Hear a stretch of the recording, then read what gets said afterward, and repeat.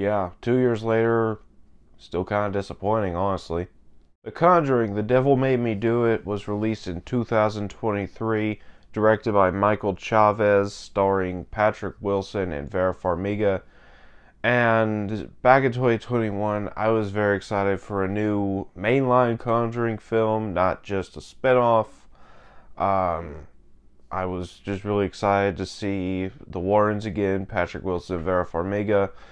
And my excitement kind of dwindled when I found out that Michael Chavez was directing because I was not a fan of The Curse of La Llorona, but I was still willing to give it a chance. The trailers were pretty impressive. Then I saw the movie and I was very disappointed in it. And 2 years later, my opinion hasn't really changed. It's not gone up, it's not gone down, it's pretty much stayed the same. So let's go ahead and start this review off with the good.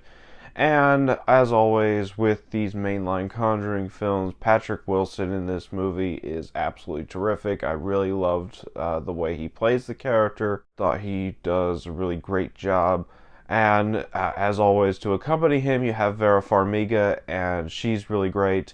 I really love their chemistry together. It's just always off the charts. They feel like a real couple. And I really hope that they do end up making one more of these Conjuring films with them in it, because it would just be great to see a send-off for their characters. And then you have the new character, Arnie, played by Rory O'Connor, and he does a good enough job as well.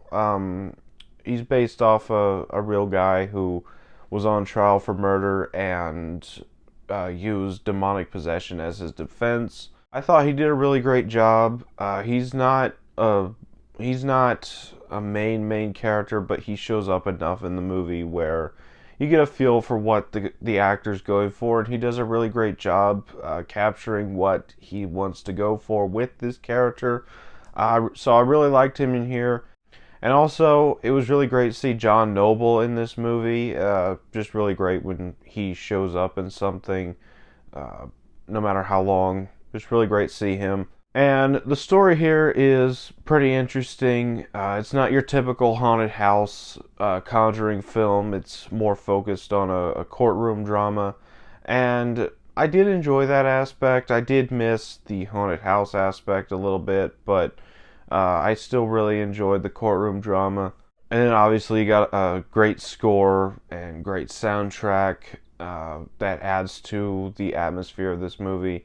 And I really love the opening exorcism of this movie. It was easily the most thrilling part of this movie. But that's about all for the good. On to the bad. And unfortunately, there's quite a few things I was not a fan of here. First of all, the lack of scares. This movie's not scary. It barely feels like a Conjuring movie, unfortunately, and I hate to say that, but I just was not a fan of the lack of scares, the lack of tension overall. There's a little bit of tension in some scenes, but overall, the tension's just kind of lacking, especially on the levels of the first two movies. And while I do enjoy the courtroom drama aspect, like I said, I did miss the haunted house aspect by the end of this movie, but I still enjoyed what we did get, but it was still a little disappointing that we didn't get as much scares in this movie. And also, the villain in this movie is easily the most forgettable of these mainline Conjuring films. Wasn't even a demon, it was like some sort of Satanist witch or whatever. I don't remember exactly what they were going for, but wasn't a fan of that character. So moving on from the bad onto the final thoughts. I like Conjuring 3 good enough, but I don't love it. I'm still a little disappointed in it. The Conjuring, The Devil Made Me Do It is an okay movie, somewhat disappointing, but I'm going to go ahead and give it a 6 out of 10. So that was my thoughts on The Conjuring, The Devil Made Me Do It. Have you seen this movie? Let me know down in the comments what you thought about it if you have. As always, if you enjoyed this video, don't forget to like, comment, subscribe, and I'll see you all next time.